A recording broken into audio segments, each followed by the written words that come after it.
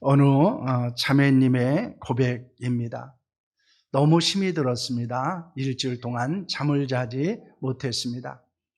아무것도 먹고 싶지 않았습니다. 누구에게도 힘들다고 말할 수 없어 괴로웠습니다. 세상에 나 혼자인 것 같았습니다.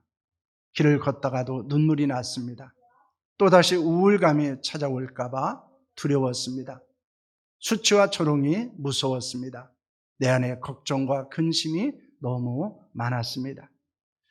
그런데 그날 아침에 큐티를 하기 위해서 성경을 읽는 순간 눈물이 났습니다. 그 본문은 시편 102편이었습니다. 너무 괴로워 숨도 쉴 수 없을 정도로 고통스러웠는데 하나님은 괴로운 나를 기도하면 들으시고 응답하신다는 약속을 받았습니다. 그 말씀을 붙잡고 기도했습니다. 하나님은 괴로운 나를 견딜 힘을 주셨습니다. 괴로운 나를 끝나게 하셨습니다. 여러분, 우리도 때로는 인생을 살아가며 이렇게 괴로운 날을 경험할 때가 있습니다. 전도서 기자는 인생의 괴로움에 대해서 무엇이라고 말하고 있습니까? 전도서 2장 17절 말씀입니다. 함께합니다. 이러므로 내가 사는 것을 미워하였노니 이는 해 아래서 하는 일이 내가 괴로움이요 모두 다 헛되어 바람을 차별하는 것이기 때문이로다 라는 말씀을 하고 있습니다. 그는 인생을 산다는 것은 아무런 의미가 없다고 합니다. 사는 것이 싫어졌다고 합니다. 왜냐하면 세상의 모든 일이 다 괴로운 것뿐이고 허무하여 바람을 잡는 것과 같았기 때문입니다. 여러분, 지금까지 한 번도 괴로움을 겪지 않은 분이 있습니까? 괴로운 일을 경험하지 않은 사람은 없을 것입니다.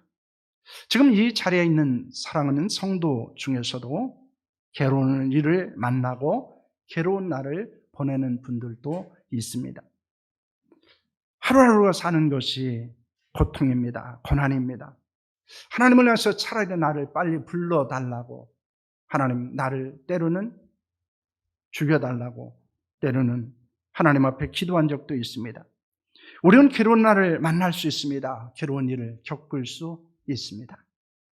그때 어떻게 하느냐 하는 것은 비그리스도인과 그리스도인의 차이를 나타내는 것이기도 합니다. 그것은 우리의 현재 영적인 실상일 수 있습니다. 우리의 영적인 상태일 수도 있습니다. 우리가 괴로운 날, 환난과 역경, 고난과 고통 가운데서 어떤 모습으로 살아가고 있느냐, 그리고 그때 어떻게 우리가 어떤 반응을 보이느냐라고 하는 것은 우리의 신앙을 나타내고 있는 것일 수 있다는 것입니다. 여러분, 괴로운 날에 무엇을 하십니까? 그리고 어떻게 하십니까? 우리가 함께 읽은 시편 102편의 시인도 괴로운 날을 보내고 있습니다. 무엇 때문에 괴로운 날이 그에게 닥쳤는지는 성경을 언급하고 있지 않습니다. 그러나 괴로운 날이 어떤 영향을 자신에게 미치고 있는가를 고백하고 있습니다. 그리고 그가 괴로운 날에 무엇을 어떻게 했는지를 말하고 있습니다. 여러분, 우리는 그 고백을 통해서 우리가 괴로운 날을 어떻게 보내야 하는지, 근심과 고통을 우리가 어떻게 극복하며 살아야 하는지에 대해서 말씀하고 있습니다. 그러므로 그 고백을 통해서 괴로운 날에 무엇을 어떻게 해야 하는지에 대한 교훈과 도전이 우리 가운데 일어나는 시간이 될 수 있기를 소망합니다. 여러분, 시인은 괴로운 날로 인해 어떤 영향을 받았습니까? 그에게 어떤 일이 있었습니까? 첫째는 인생 무상과 고통을 느낍니다. 3절 말씀입니다. 함께합니다. 내 날이 연기같이 소멸하며 내 뼈가 숯같이 탔음이니다 라고 말합니다. 그는 이렇게 말합니다. 괴로운 날을 보내면서 인생은 연기같이 사라질 것입니다. 이는 인생의 무상함을 말합니다. 인생의 연약함을 말씀하고 있습니다. 그는 괴로운 날을 보내면서 인생의 허무함을 느끼게 됩니다. 이것은 괴로운 날을 사는 사람들이 흔히 보이는 일반적인 감정이기도 합니다. 또한 그는 괴로운 날로 인해 자신의 뼈가 숯같이 탔다고 말하고 있습니다. 종종 사람이 겪는 극심한 고통을 말할 때 뼈에 대해서 언급합니다. 그래서 우리는 너무 힘들게 고생한 것을 뭐라고 말합니까? 뼈 빠지게 고생했다, 이렇게 말합니다. 잠언 17장 22절 말씀은 우리에게 이렇게 말씀하고 있습니다. 함께합니다. 마음의 즐거움은 양약이라도 심령의 근심은 뼈를 마르게 하느니라는 말씀을 하고 있습니다. 우리는 괴로운 날을 그리고 괴로운 일을 겪으며 살아가는 의미도 목적도 발견하지 못합니다. 견딜 수 없는 고통으로 힘들어합니다. 그래서 빨리 인생을 끝났으면 좋겠다라고 생각하기도 합니다. 여러분, 괴로움, 근심은 뼈가 타는 그리고 피가 마르는 고통이라고 말합니다. 사실 그렇습니다. 우리가 이 근심한다는 것, 우리가 괴로운 날을 보낸다고 하는 것은 정말 피가 마르는 것입니다. 그리고 뼈가 타는 고통을 경험하고 있습니다. 그래서 오늘 본문의 시인도 그렇게 말하는 것입니다. 내 뼈가 숯같이 탔습니다 라고 말하고 있습니다. 여러분, 우리는 이렇게 괴로운 날을 보내며 인생의 무상함을 느낍니다. 그리고 견딜 수 없는 고통을 겪고 있습니다. 어쩌면 우리의 모습일 수도 있습니다. 산다는 것이 무엇인지, 이렇게 살아야 하는가? 때로는 견딜 수 없는 고통 때문에 우리의 피가 마르고 뼈가 타는 고통을 경험하고 있지는 않습니까? 둘째는 마음과 육체가 상했습니다. 4절과 5절 말씀입니다. 함께합니다. 내가 음성 먹기도 잊었으므로 내 마음이 풀같이 시들고 말라버려 싸우며 나의 탄식 소리로 말미암아 나의 살이 뼈에 붙었나이다. 너무 괴로운 날이 지속됩니다. 음식을 먹을 수 없었습니다. 아니, 음식이 입에 들어가지 않았습니다. 음식을 먹을 생각도 의욕도 없었습니다. 이는 괴로움 내에서 식음을 전파했다는 것입니다. 시인은 그것을 무엇이라고 말합니까? 내가 음식 먹기도 잊었으므로 내 마음이 풀같이 시들고 말라버렸다 라고 말합니다. 또한 괴로운 날로 인해서 신음하다 지쳐버려 이제는 뼈와 가죽만 남아 있습니다. 이는 극단적인 쇠약함으로 인해서 피골이 상접한 상태임을 말하고 있습니다. 괴로운 날은 우리의 마음에 살아갈 힘과 용기를 앗아가 버립니다. 육체는 건강을 잃게 만듭니다. 어떤 소망이나 희망을 품을 수 없는 낙심과 절망을 느끼게 합니다. 바로 이것이 괴로운 날을 보내는 우리의 모습일 수 있습니다. 먹을 수 없고 먹어도 그것은 우리에게 살이 되지 않습니다. 때로는 우리는 너무 말랐고 그 너무 깊은 마음과 육체의 상처를 안고 때로는 신음하기도 합니다. 셋째는 잠을 이룰 수가 없었습니다. 6절과 7절 말씀입니다. 함께합니다. 나는 광야의 올빼미 같고 황폐한 곳에 부엉이 같이 되었사오며 내가 밤을 새우니 지붕에 외로운 참새 같으니이다. 여러분, 시인은 괴로운 날을 보내며 무엇이라고 말합니까? 광야의 올빼미 같고 황폐한 곳에 부엉이 같다고 말합니다. 올빼미는 야행성입니다. 그래서 밤을 새는 것을 비유적으로 표현하는 것을 올빼미 같다고 말하기도 합니다. 밤늦게까지 깨어있는 사람을 가리켜서 라이트 아울이라고 하는 영어를 사용하기도 합니다. 또한 부엉이는 올빼미과에 딸린 사나운 성질을 가진 야행성 새입니다. 그래서 밤에 돌아다니며 쥐나 토끼나 곤충이나 작은 들새들을 잡아 먹습니다. 올빼미와 그리고 부엉이는 잠을 자지 않는다는 것입니다. 아니, 낮에 잠을 자고 야행성입니다. 이것을 시인은 밤을 이루지 못하는 사람에게 비유하고 있습니다. 너무 괴로워서, 너무 힘들어서, 너무 고통스러워서, 너무 근심과 걱정이 많아서 잠을 이룰 수 없다는 것입니다. 시인은 지붕에 외로운 한 마리의 새처럼 뜬 눈으로 밤을 새우고 있다고 합니다. 참새는 그 짝을 잃으면 여러 날 동안 애롭게 지붕 위에서 앉아서 짝을 잃은 슬픔을 달랜다고 합니다. 이는 그 누구도 위로할 사람이 없는 가운데 철저하게 원수로부터 핍박을 당했던 자신의 모습을 짝을 잃고 외로워하는 참새에 비유하고 있습니다. 괴로운 날이 지속되면 나타나는 현상은 잠을 잘 수 없다는 것입니다.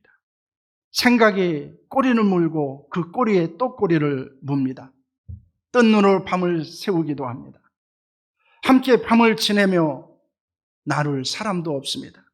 내 아픔과 고통을 나눠 가질 사람도 아무도 없습니다. 내 말을 들어줄 사람도 없고 내 마음을 이해해 줄 사람도 아무도 없습니다. 여러분, 이것이 바로 괴로운 날을 보내는 사람, 그리고 괴로운 일을 겪는 사람들의 고통입니다. 그들은 인생 고생과 고통을 경험합니다. 마음과 육체는 이미 병들었습니다. 그리고 잠을 이룰 수 없어 너무 힘들고 고통스러운 날을 보내고 있습니다. 시인은 겪고 있는 괴로운 날을 무엇이라고 말합니까? 2절 말씀에서 괴로운이라고는 시브리어는 차르라는 단어입니다. 이 말은 좁은, 단단한이라는 뜻을 갖고 있습니다. 특히 괴로운 날은 좁은 함정, 깊은 수렁, 단단한 올무에 빠진 것을 상징적으로 말씀하고 있는 것입니다. 그 함정과 수렁과 올무에 빠지면 헤어나올 수 없습니다. 그것에서 빠져나가기 위해서 몸부림치면 칠수록 더 깊은 곳으로 빠져듭니다. 그리고 더 목을 옥죄이기도 합니다. 시인에게서 괴로운 날은 자신의 지혜와 능력으로는 도저히 빠져나올 수 없는 것이었습니다. 극복할 수 없는 것이었습니다. 그리고 해결할 수 없는 것이었습니다. 그래서 그는 너무 고통스러웠습니다. 잠을 이룰 수 없었고, 먹을 수 없었고, 마음과 육체는 병들었고, 그리고 산다는 것이 무엇이고 더 이상 살아야 될 의미와 목적을 잃어버리고 아파하고 있습니다. 그런데 그때 시인은 무엇을 했는가라는 것입니다. 그는 어떻게 했다고 성경은 말씀하고 있습니까? 첫째는 하나님께 간절히 부르짖었습니다. 1절 말씀을 보시길 바랍니다. 함께합니다. 여호와여, 내 기도를 들으시고 나의 부르짖음을 주께 상달하게 하소서라고 말하고 있습니다. 시인은 하나님께 기도를 들어달라고 합니다. 자신의 부르짖음을 상달해달라고 합니다. 그의 기도는 간절한 기도였고 절박한 기도였습니다. 왜냐하면 그 부르짖음이 아니고는 괴로운 날을 지낼 수 없기 때문입니다. 하나님께서 내 기도를 들어주시지 않는다면, 응답하지 않는다면 괴로운 일을 극복하고 해결할 수 없었기 때문이었습니다. 그의 기도는 믿음의 기도였습니다. 여러분, 누가 기도할 수 있을까요? 믿음 있는 사람입니다.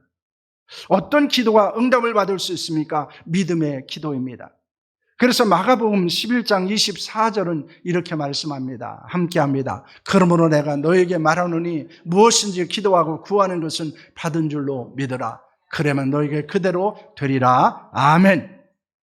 하나님께 무엇을 구할 수 있어야 합니다.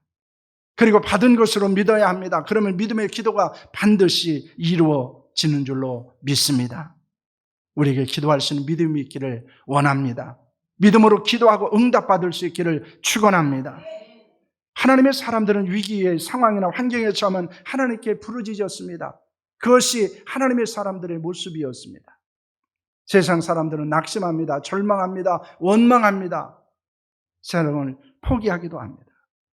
그러나 하나님의 사람들은 위기가 올 때마다, 괴로운 일이 있을 때마다 그들은 하나님을 찾았습니다. 그리고 기도했습니다. 다윗은 죽음의 파도가 에워싸고 멸망의 강물이 덮치고 죽음의 밧줄이 두르고 죽음의 덫이 앞에 있을 때가 있었다고 말합니다. 그때 다윗은 어떻게 했습니까? 사무엘하 22장 7절 말씀입니다. 함께합니다. 내가 환난 중에서 여호와께 아리며 나의 하나님께 아리었더니 그가 그의 성전에서 내 소리를 들으시며 나의 부르짖음이 그의 귀에 들렸도다. 그는 그렇게 말합니다. 다윗은 환난 중에 하나님께 부르짖었습니다. 하나님께서 성전에서 그의 기도를 들어주셨습니다. 그의 부르짖음에 하나님이 귀를 기울여 주셨습니다. 여러분, 어떤 환난과 고난이 있습니까? 여러분, 염려와 걱정을 가지고 있습니까? 괴로움과 고통이 여러분에게 있습니까? 헤어나올 수 없는 깊은 함정에 혹시 빠져 있지 않습니까? 하나님께 부르짖어 기도할 수 있기를 원합니다. 그러므로 우리는 괴로운 날을 기도하는 날로 삼아야 하고 괴로운 일을 기도의 제목으로 삼아야 하는 줄로 믿으시기를 바랍니다. 우리의 기도에 귀를 기울이시는 하나님께서 들으시고 응답해 주실 줄로 믿습니다. 그래서 우리는 괴로움이 오면 올수록, 괴로운 날이 우리에게 닥치면 닥칠수록, 괴로운 일이 우리에게 있으면 있을수록 우리는 더욱더 하나님 앞에 나아가 기도하는 자가 되어야 하는 줄로 믿습니다. 둘째는 기도하는 것을 포기하지 않았습니다. 여러분 2절 말씀을 보시길 바랍니다. 함께합니다. 나의 괴로운 날에 주의 얼굴을 내게 숨기지 마옵소서. 주의 귀를 내게 기울이사 내가 부르짖는 날에 속히 내게 응답하소서라고 말합니다. 시인은 괴로워할 때 하나님의 얼굴을 숨기지 말아달라고 합니다. 하나님께서 귀를 기울여달라고 합니다. 하나님께 부르짖으면 바로 응답해달라고 합니다. 이는 자신의 기도를 들으신 하나님의 사랑과 긍휼하심에 호소하고 있는 것입니다. 왜냐하면 기도할 수 있는 것도 응답하시는 것도 모두 하나님의 은혜이기 때문입니다. 만약 하나님의 은혜가 없다면 우리는 하나님을 아버지라 부를 수 없었을 것입니다. 아버지 하나님을 향해서 기도할 수도 없었을 것입니다. 그러나 하나님은 우리에게 은혜를 베풀어 주셨습니다. 예수 그리스도를 믿게 하시고 영접하게 하시고 하나님의 자녀가 되게 하셨습니다. 그리고 아버지 하나님께 기도할 수 있게 되었습니다. 우리에게 인간적으로 기도할 만한 자격이나 조건이 있을까요? 그렇지 않습니다. 하나님의 은혜로 말미암아 자녀로 삼아 주셨고 그리고 기도할 수는 은혜를 우리에게 허락해 주셨기 때문입니다. 그러므로 우리가 하나님 앞에 기도할 수 있는 것이 은혜입니다. 축복입니다. 특권인 줄로 믿습니다. 그런데 우리는 이 기도의 놀라운 특권, 놀라운 축복, 놀라운 은혜에 감사하지 않습니다. 그리고 그 기도의 능력을 경험하지 못하고 살고 있습니다. 아마 시인은 전에 하나님께 기도했지만은 하나님의 침묵을 경험했던 것 같습니다. 그래서 1절에서 이렇게 말합니다. 나의 부르짖음을 주께 상달하게 하소서라고 말합니다. 그의 기도가 하나님께 이르지 못한 적이 있었다는 것입니다. 하나님이 침묵하신 적이 있었다는 것입니다. 그럼에도 하나님께 기도하는 것을 그는 포기하지 않습니다. 그래서 다시 괴로운 날에 하나님께 부르짖고 있습니다. 우리도 때로는 기도하면서 하나님의 침묵을 경험할 때가 있습니다. 다른 사람의 기도는 응답하시는데 내 기도는 응답하시지 않는 것 같습니다. 아무리 기도해도 벽에다 소리를 지는 것 같은 답답함이 있습니다. 좀 기도하면 마음이 시원해져야 되는데 시원하지는 않습니다. 그래서 더는 기도하고 싶지 않습니다. 기도해도 소용이 없다는 생각이 들기도 합니다. 하지만 기도하는 것을 포기하지 않아야 합니다. 우리의 기도가 하나님께 상달되고 하나님의 때가 되면 하나님의 침묵을 깨실 줄로 믿습니다. 여러분 혹시 기도하다가 낙심하고 있지는 않습니까? 지쳐 있지는 않습니까? 여러분 포기하고 싶고 생각이 여러분을 힘들게 하고 있지는 않습니까? 여러분 인내하며 부르짖을 수 있기를 원합니다. 다시 한번 기도의 자리로 나아갈 수 있기를 바랍니다. 사랑하는 성도 여러분, 지금 괴로운 날을 보내고 있지는 않습니까? 여러분 괴로운 일을 겪고 있습니까? 그것으로 인해서 인생의 무상함과 고통을 느끼고 있지는 않습니까? 음식은 먹을 수 없고 마음과 육체는 상해 있지는 않습니까? 잠을 이루지 못하고 몸을 뒤척이며 세우고 있지는 않습니까? 그때가 바로 하나님께 부르짖을 때입니다. 그 일이 바로 기도할 일입니다. 넘겨주실래요? 여러분 이것은 우리가 한번 같이 했으면 합니다. 함께 하겠습니다. 괴로운 날을 기도하는 날로 삼았다. 괴로운 일을 기도 제목으로 삼았다. 여러분 이것이 시인의 위대함이었습니다. 그가 그 괴로움을 극복할 수 있는 능력이기도 했습니다. 그는 괴로운 날을 무엇으로 삼았습니까? 기도하는 날로 삼았습니다. 그는 괴로운 일을 무엇으로 삼았습니까? 기도 제목으로 삼았습니다.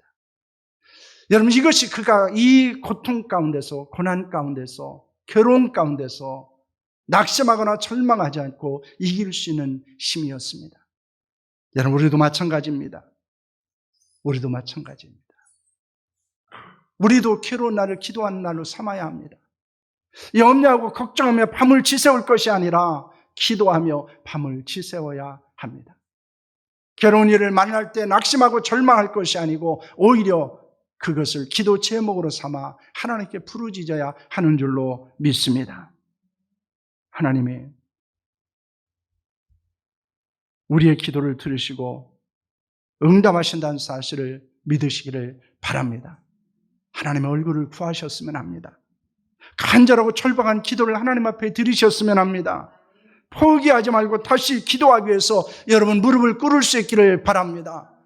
새벽에 기도하고 또 수요일에 기도하고 매일 여러분의 삶의 환경 가운데서 하나님 앞에 기도하는 성도들이 될 수 있기를 바랍니다.